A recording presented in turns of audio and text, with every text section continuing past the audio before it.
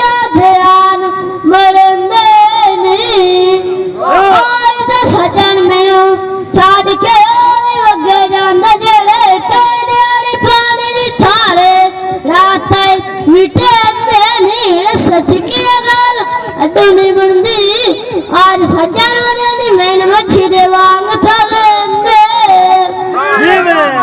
लगदे समझ लेंदी हो कदी मंजी मेरी आना